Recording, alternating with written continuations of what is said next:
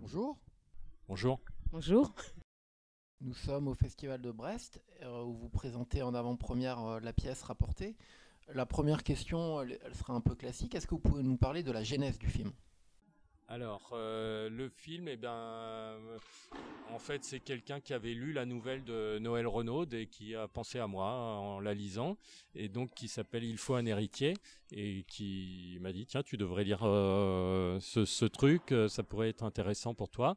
Et effectivement, après l'avoir lu, je me suis dit qu'il y avait moyen de faire un film qui relève un peu du vaudeville, mais surtout autour de comédiens, puisque donc c'est assez croustillant à jouer pour les comédiens.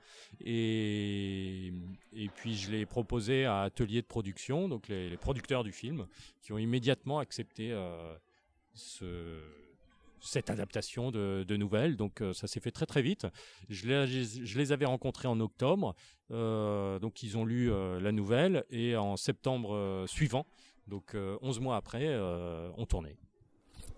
Une petite question Antonin, du coup, on vous a rapidement dès le départ assimilé à un potentiel héritier de la nouvelle vague.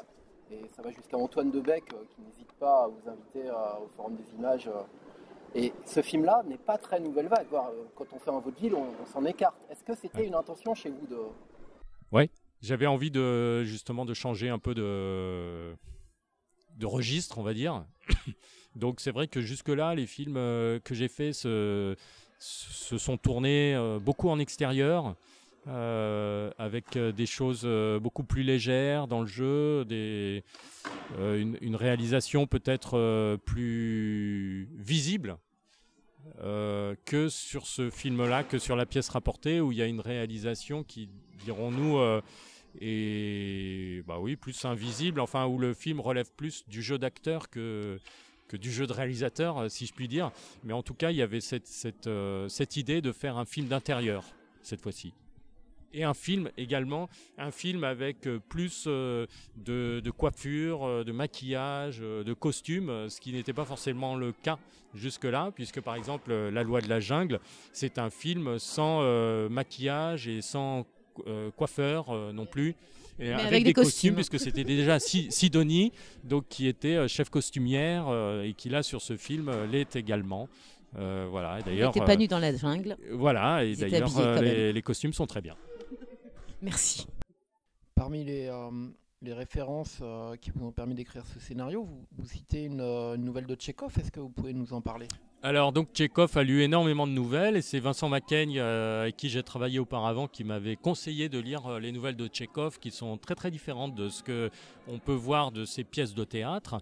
Et donc ça a été très agréable, effectivement, de lire ces nouvelles. Mais surtout, j'avais envie de faire à un moment donné une sorte de film à sketch avec 5-6 nouvelles comme ça de différents courts-métrages. Et donc il n'en est resté plus qu'une, une des meilleures, en tout cas de ce que j'ai pu lire. Donc voilà, c'était très... L'adaptation s'est faite assez naturellement, parce que j'avais vu que ça pouvait s'intégrer dans le scénario. Je ne l'ai pas mise comme ça, comme un cheveu sur la soupe, quoi. Ça s'intègre vraiment dans le scénario. Pourquoi vous êtes parti sur un vaudeville? Qu'est-ce qui vous intéressait plus particulièrement dans ce registre du vaudeville? Bah moi, je pense que la comédie, c'est un mensonge qui dit la vérité. Donc, ça me permet de parler de façon légère de choses qui peuvent être dramatiques dans la vie.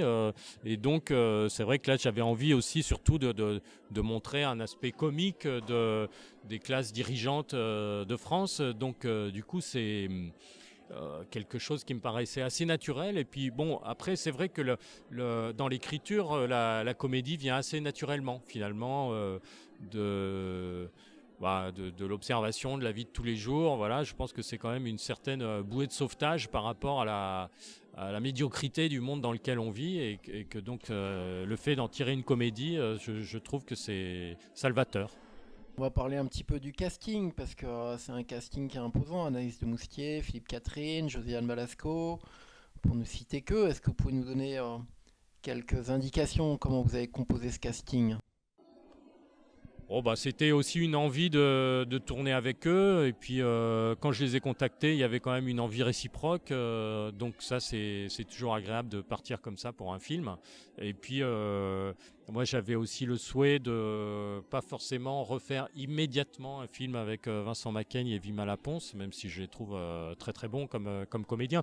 Mais c'était aussi une histoire de ne pas être abonné toujours au même comédien, parce qu'au bout d'un moment, après, on a du mal à trouver des remplaçants, quoi.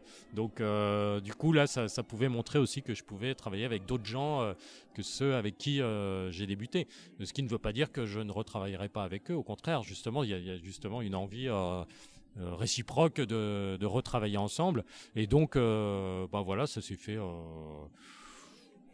en accord aussi avec la production. C'est eux aussi qui peuvent apporter parfois des idées de comédiens, de comédiennes. Voilà. C'est vrai que, si je peux me permettre, les comédiens sont très proches d'Antonin. Et c'est vrai qu'une fois qu'ils l'ont testé, ils n'ont plus envie de le quitter, quoi. Voilà, Ils aimeraient être sur tous ces films, en fait. On comprend. Antonin la drogue. Ouais. Pardon ? Antonin la drogue, voilà, c'est tout. Ouais. Vous donnez à Philippe Catherine un rôle assez inhabituel.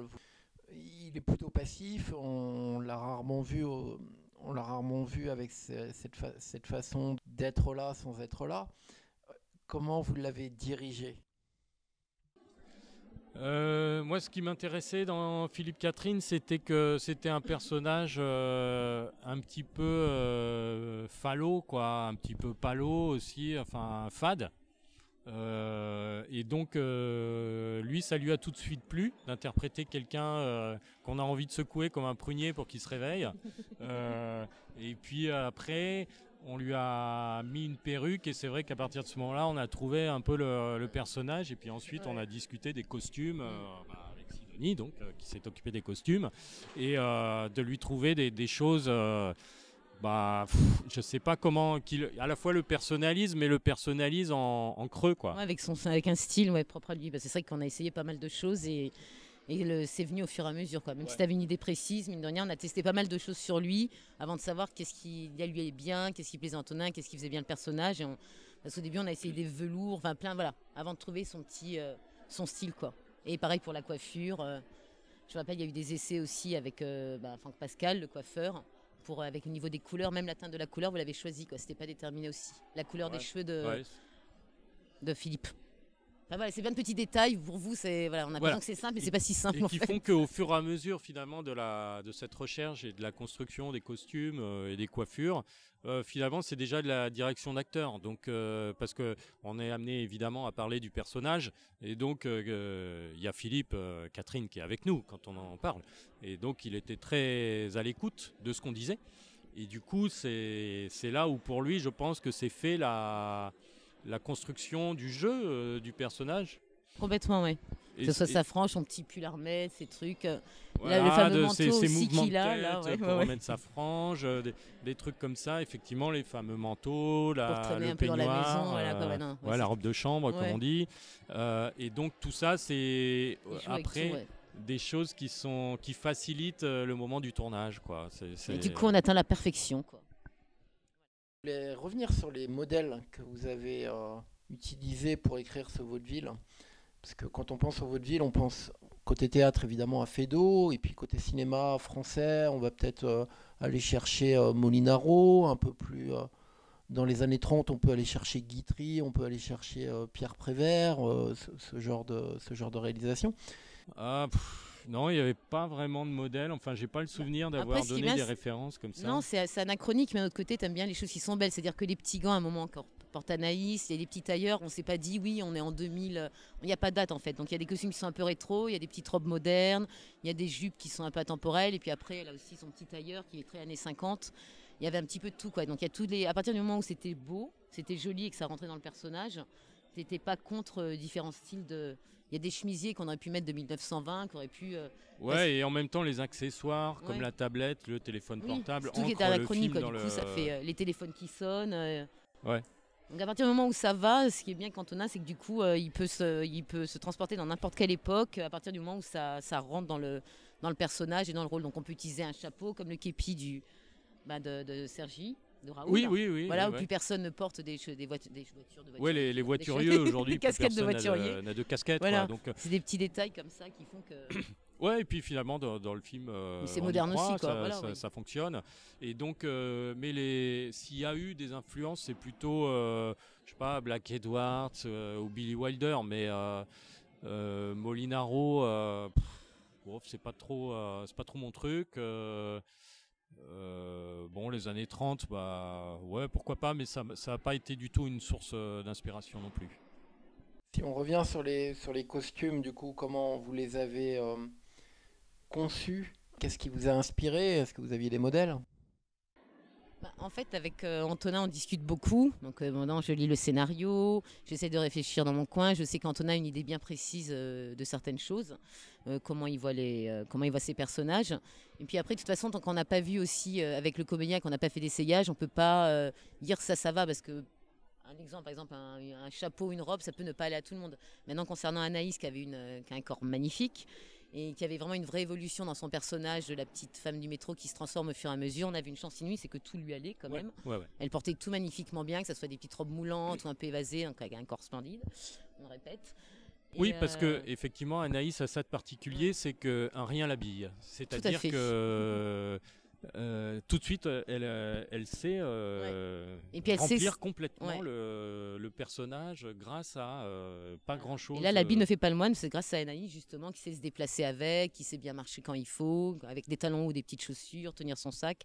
Donc du coup, elle sait représenter le vêtement et jouer avec, quoi. Un peu comme. Donc du coup, c'était bien. Parce que mettre une petite robe cintrée à une fille qui marche les pattes en canard, c'est pas terrible. Ouais. Et c'est ça, effectivement, qui m'intéressait dans cette comédienne Anaïs, c'est que autant au début, quand elle fait la guichetière de métro, on y croit.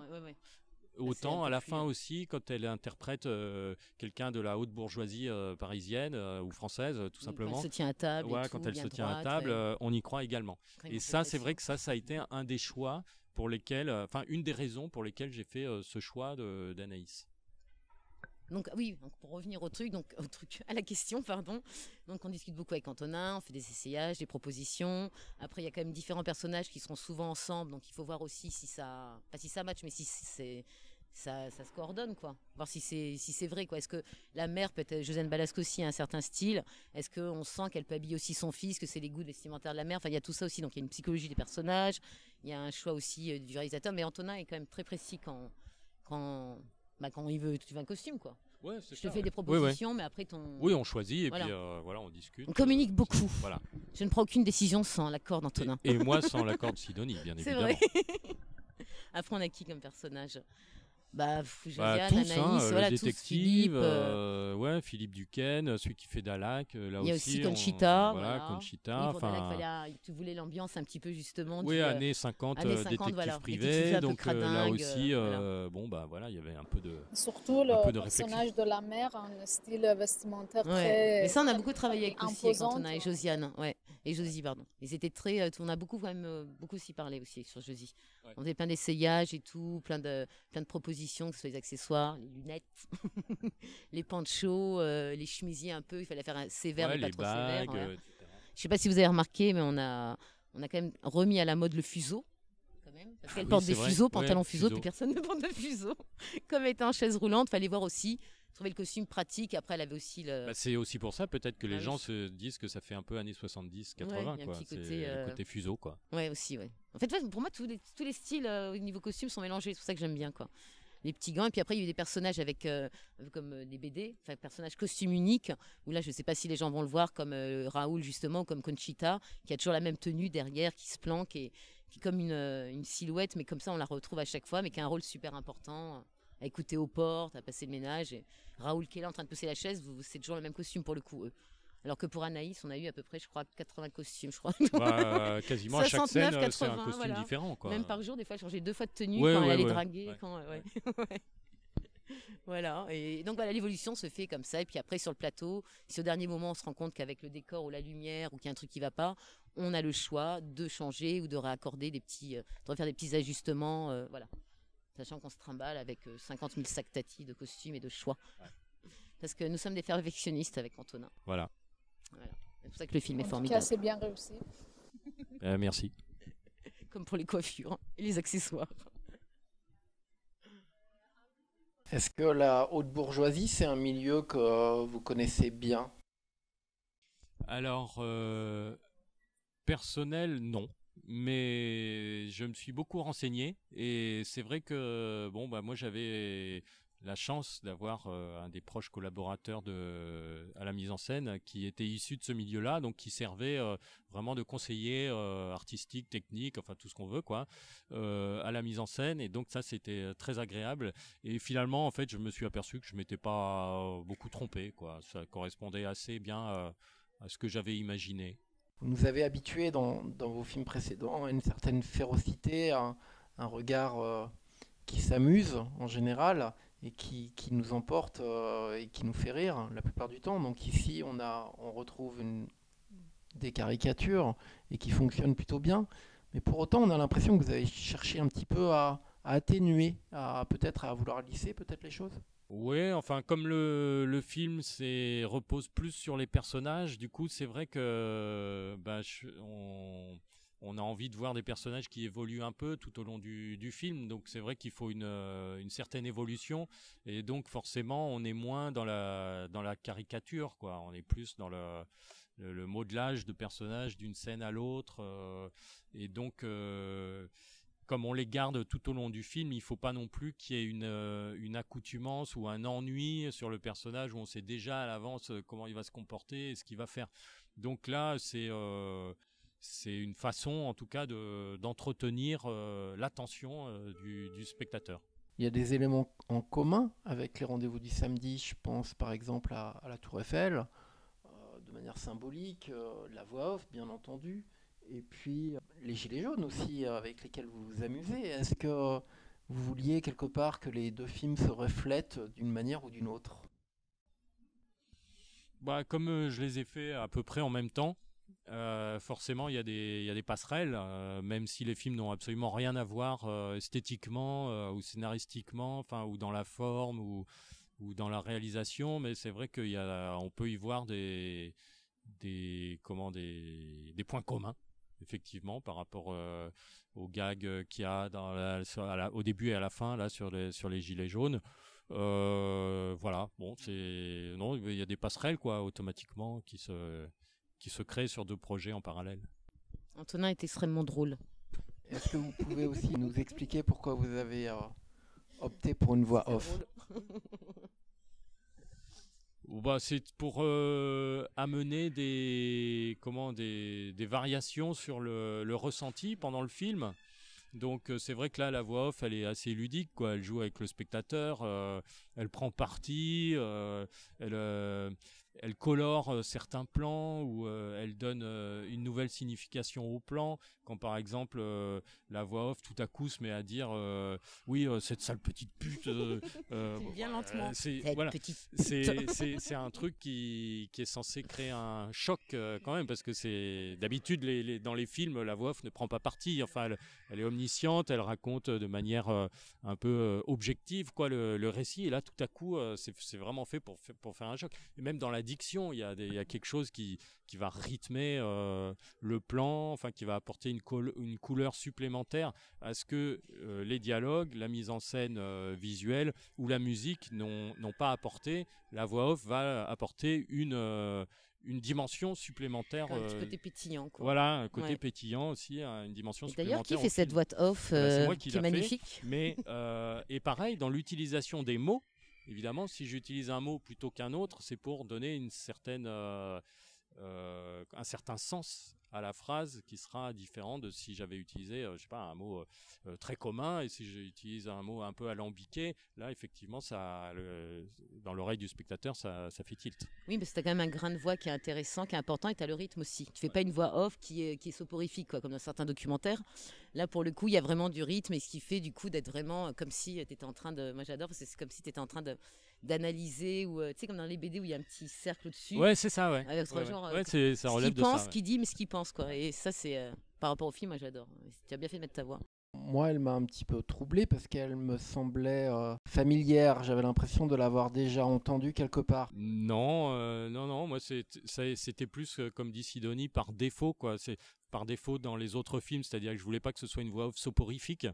Effectivement, que parfois certains documentaires, on s'endort. Et donc j'avais envie vraiment d'une voix off très rythmée, qui apporte une vraie coloration au plan quand elle arrive, quoi. Et même quand, par exemple, la voix off dit ça y est, nous y sommes, vous vous souvenez certainement de ce plan.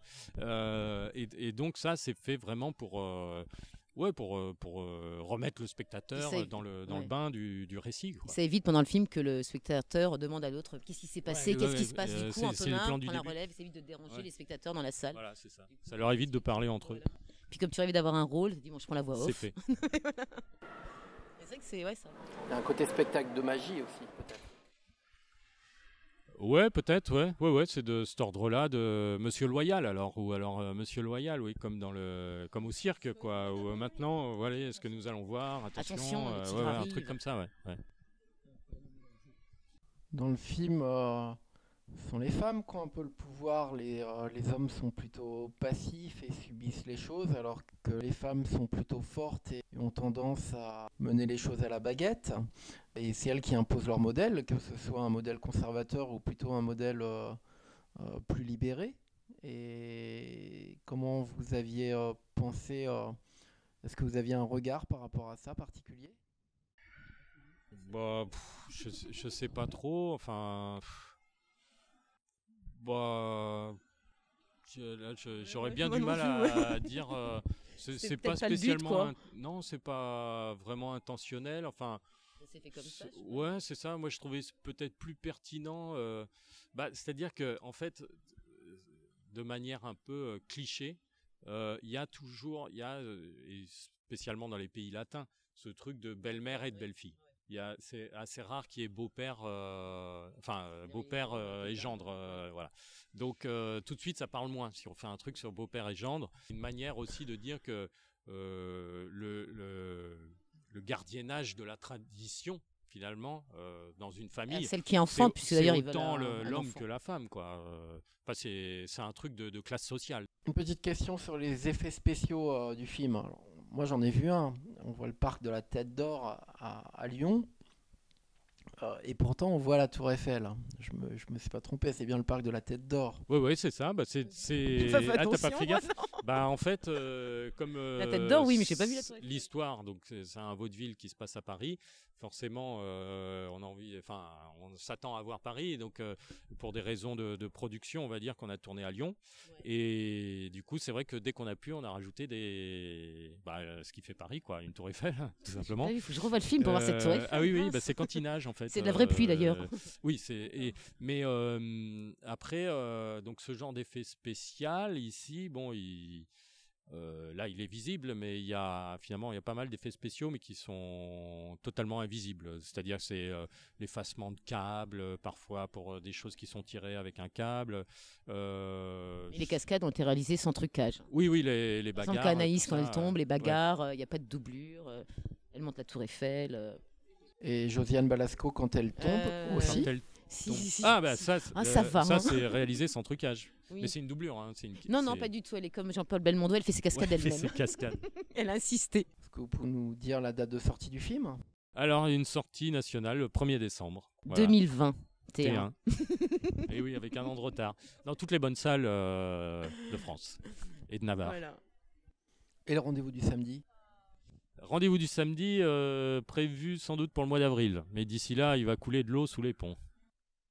Mais c'est bien que le film soit vu en festival. On l'avait vu nous à Marseille, et puis là il est ici à Brest.